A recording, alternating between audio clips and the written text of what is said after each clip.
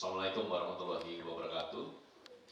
Selamat sore, salam sejahtera bagi kita semua. Yang terhormat Direktur Penyidikan KPK Bapak Ahmad Taufik Hussein, yang kami hormati dan selalu banggakan kawan-kawan jurnalis yang terus membersamai dan mengawal kerja-kerja pemberantasan korupsi yang dilakukan oleh KPK, tidak hanya dalam kerangka penindakan tapi juga dalam pendekatan-pendekatan pencegahan, pendidikan maupun koordinasi dan supervisi.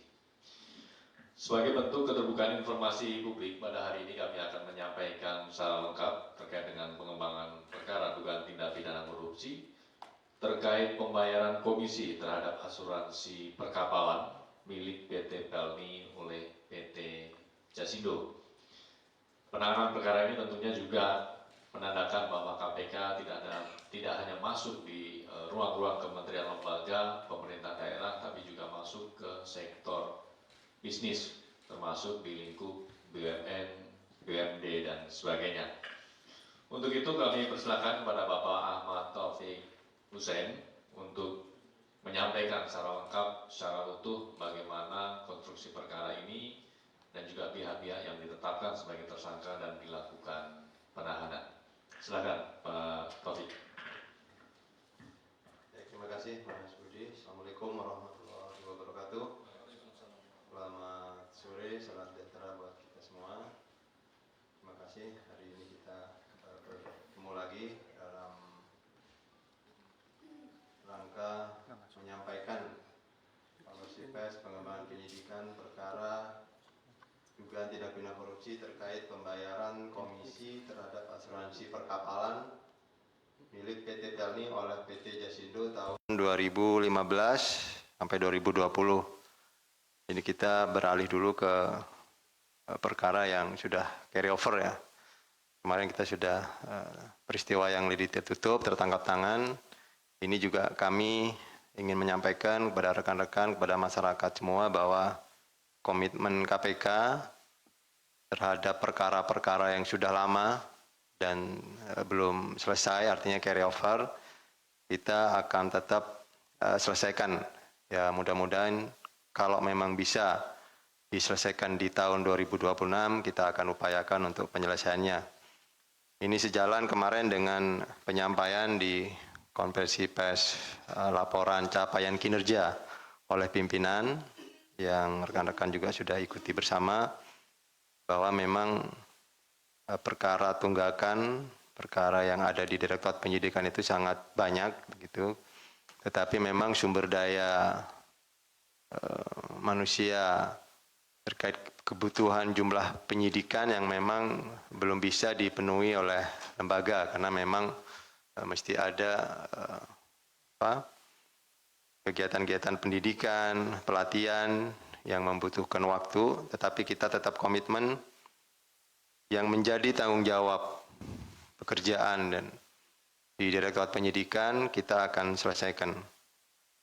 Ini juga membuktikan bahwa kita juga tidak membebani kegiatan-kegiatan yang sifatnya tertangkap tangan, kalau istilahnya OTT seperti itu ya, itu tidak membebani tanggung jawab yang ada di Direktorat Penyidikan terkait penanganan perkaranya. Jadi tetap sama-sama jalan. Memang kemudian ada ritme yang memang harus diatur karena terkait prioritas penanganan perkara. Jadi yang terkait dengan sore hari ini yang kita akan sampaikan yaitu untuk tindak pidana korupsi terkait pembayaran komisi terhadap asuransi oleh PT Jasindo. Baik, secara lengkap saya sampaikan bahwa hari ini Jumat tanggal 31 Juli 2026 KPK akan menyampaikan update pengembangan penyidikan perkara dugaan tindak pidana korupsi pembayaran komisi terhadap asuransi perkapalan milik PT Pelayaran Nasional Indonesia Persero oleh PT Asuransi Jasa Indonesia Jasindo tahun 2015-2020 yang kemudian di sini menyebabkan adanya kerugian keuangan negara. Jadi surat perintah penyidikannya ini dimulai tahun 2024, tepatnya pada tanggal 27 Agustus 2024 KPK menetapkan 2 orang sebagai tersangka.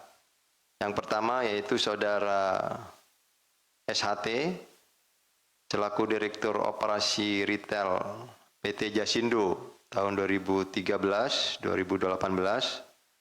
dan Direktur Operasi dan Retail tahun 2018-2019 dan sebagai Direktur Pengembangan Bisnis tahun 2019-2020.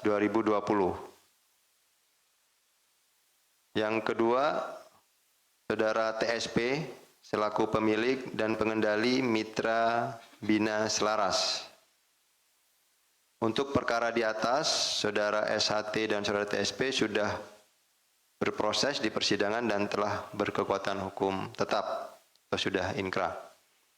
Kemudian dalam pengembangan perkaranya, penyidik telah melakukan serangkaian tindakan penyidikan sehingga menemukan kecukupan alat bukti dan berdasarkan kecukupan alat bukti tersebut, penyidik menetapkan 4 tersangka, yaitu Saudara UHS selaku Direktur Pemasaran dan Korporasi PT Asuransi Jasa Indonesia periode Desember 2013 sampai dengan Oktober 2018. Yang kedua, Saudara EYT selaku Manajer Manajemen Risiko Biro Enterprise Risk Management dan Litbang PT Pelayaran Nasional Indonesia periode 2012 sampai dengan Mei 2015. Yang ketiga, Saudara YHP selaku Direktur PT Inovasi Wahana Indonesia periode 2015 sampai 2020. Dan yang keempat, Saudara ZC selaku Komisaris PT Nusantara Proteksi Mandiri. Ini yang 4, kemudian kemarin kita lakukan penahanan dan teman-teman sudah mengikuti untuk pengambilan gambarnya ya. Terhadap Saudara UHS, EYT, YHP, dan ZC, ini disangkakan melanggar pasal 2 ayat 1 atau pasal 3 Undang-Undang Republik Indonesia nomor 31 tahun 1999 tentang pemberantasan tindak pidana korupsi sebagaimana diubah dengan Undang-Undang nomor 20 tahun 2001 tentang perubahan atas Undang-Undang nomor 31 tahun 99 tentang pemberantasan tindak pidana korupsi. Junto pasal 55 ayat 1 ke 1, junto pasal 64 Kitab Undang-Undang Hukum Pidana. Ini kita masih menggunakan ketentuan KUHP yang lama karena memang ini sprindik dimulai tahun 2024 sehingga di ketentuan KUHP yang baru pasal 360 huruf A itu masih ketika penyidikan masih berlangsung dan ada perubahan maka tetap menggunakan Kitab Undang-Undang Hukum Acara yang lama.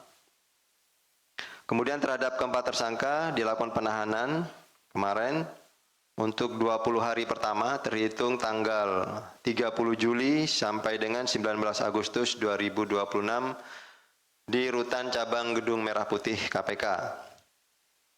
Untuk konstruksi perkaranya, bahwa PT Asuransi Jasa Indonesia atau Jasindo dan PT Pelayaran Nasional Indonesia atau PELNI merupakan perusahaan milik negara yang sahamnya 100% dimiliki oleh Kementerian Badan Usaha Milik Negara atau BUMN. PT Jasindo bergerak di bidang asuransi umum, sementara PT PELNI merupakan perusahaan pelayaran yang bergerak di bidang jasa transportasi kapal laut, serta pengoperasian armada kapal penumpang dan armada kapal barang. Selanjutnya pada tahun 2015-2020, PT Jasindo mendapatkan pekerjaan asuransi perkapalan dari PT PELNI yang dilakukan dengan cara penunjukan langsung kepada PT Jasindo. Adapun jumlah total nilai kontrak selama tahun 2015-2020 total sebesar 263 miliar.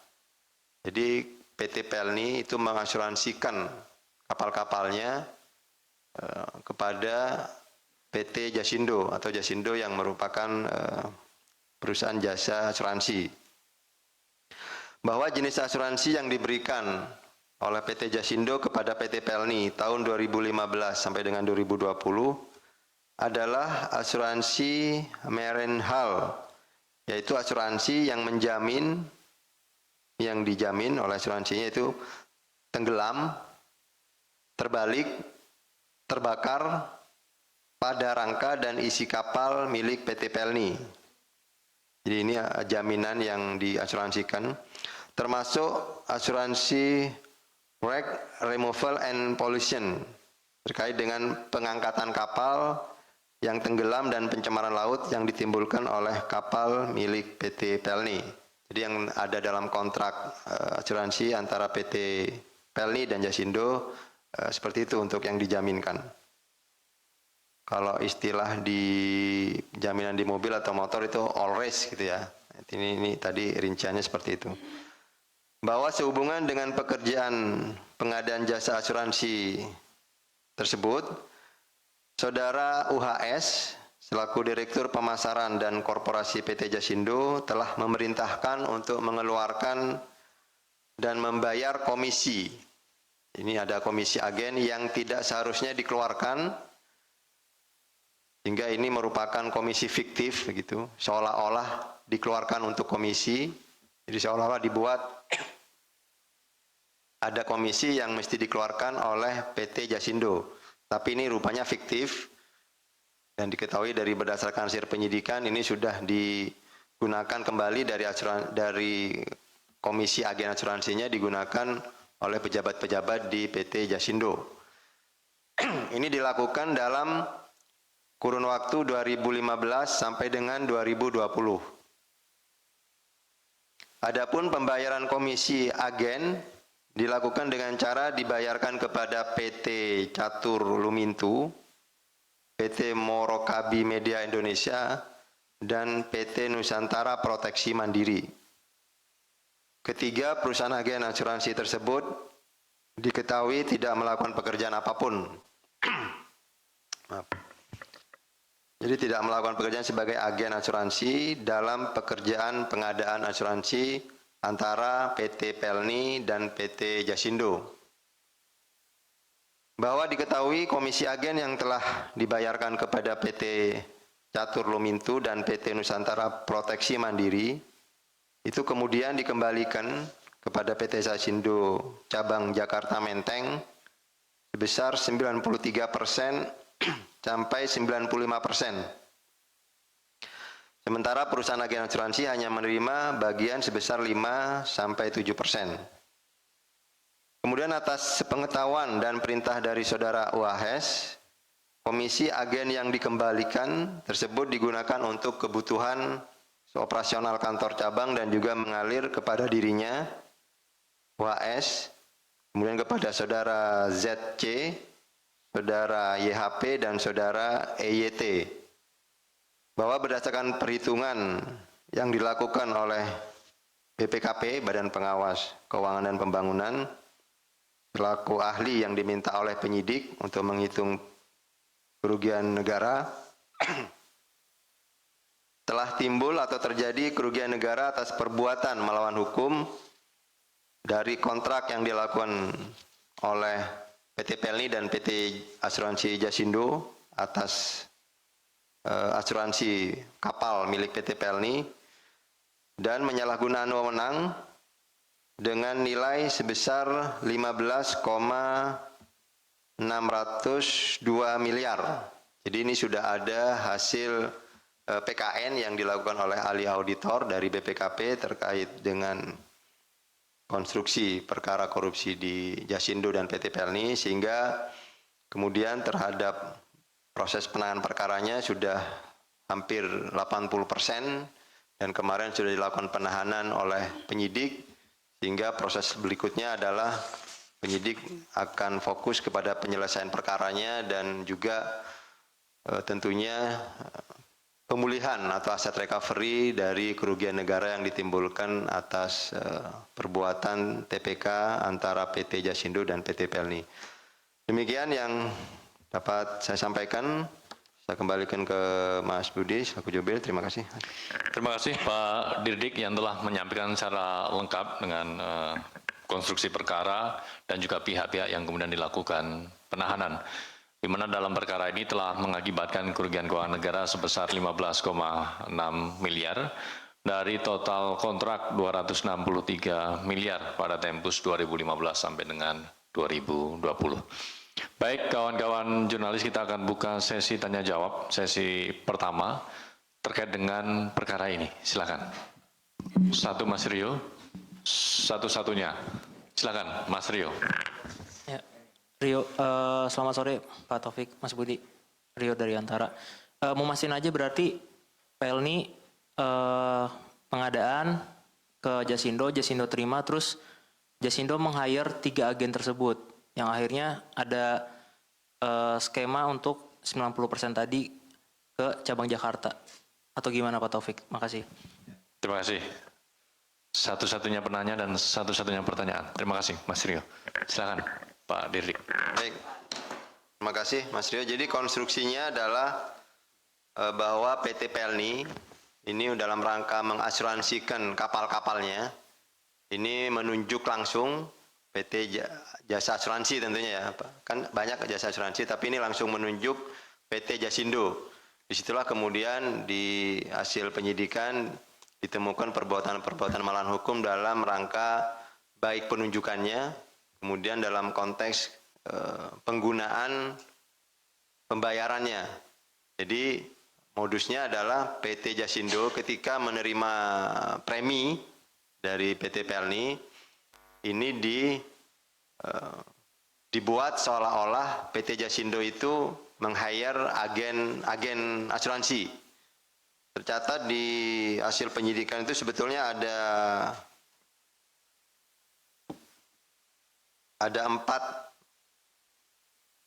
empat agen, yang kemudian 2 agen itu tadi terafiliasi dengan salah satu tersangka yang kita tetapkan ada 4 itu.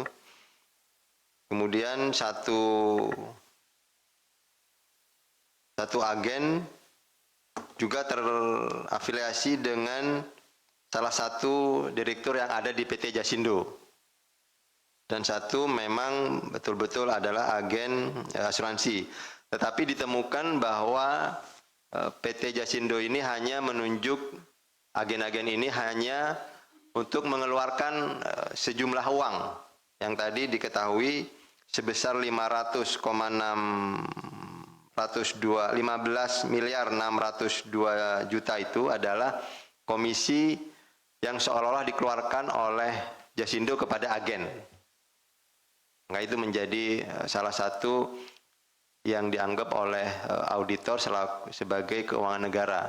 Jadi dianggap adalah kontrak pembayaran dengan Pelni dan Jasindo itu dianggap normal kontraknya di sisi anggarannya ya. Tetapi kemudian dari sisi Jasindonya diketahui dibuat seolah-olah ada agen untuk pembayaran agen untuk jasa agen asuransi. Demikian Mas. Baik, terima kasih Pak Dirdik. Kita beralih ke sesi berikutnya untuk update beberapa perkara lainnya. Kami persilahkan kawan-kawan jurnalis jika ada yang ingin ditanyakan. 1 Mas Rehan di belakang, 2 ada Mas Wahyu di depan. Sudah megang mic masing-masing.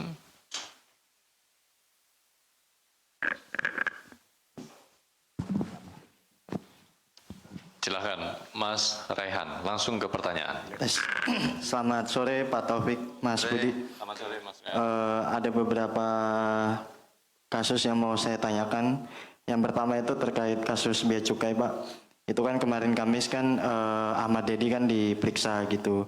Dan kalau boleh tahu perkembangannya seperti apa, terus istilahnya tuh materi apa yang didalami oleh penyidik dari kesaksiannya Ahmad Dedi ini? Apakah dari KPK itu sudah ada keputusan gitu terkait untuk mendalami peran Ahmad Dedi di Bea Cukai ini? Karena kan kalau nggak salah Ahmad Dedi ini kan disidiknya lewat sprindik umum gitu. Itu yang pertama Pak. Terus yang kedua untuk kasus Pemalang yang soal pegawai KPK itu sejauh ini kalau boleh tahu barang bukti apa yang ditemukan oleh KPK sehingga menetapkan pegawai KPK ini sebagai tersangka gitu. Itu yang pertama. Terus yang kedua,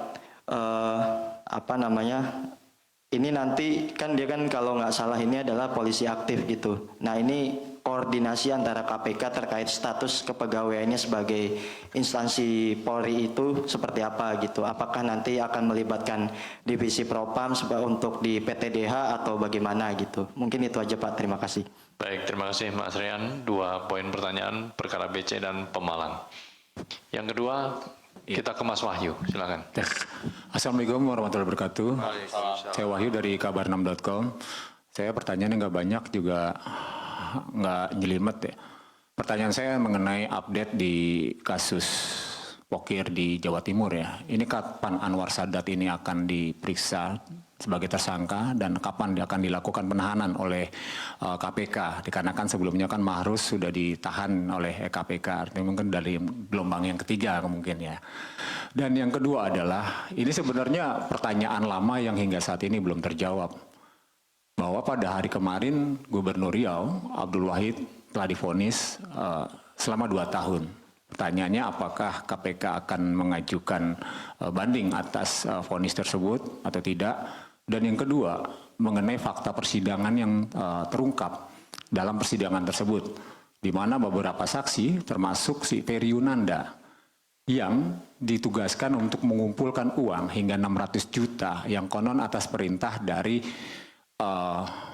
Kepala Dinas PUPR yang juga sudah menjadi tersangka, yaitu Muhammad Arif, ini membantah bahwa perintah tersebut untuk diberikan kepada Abdul Wahid.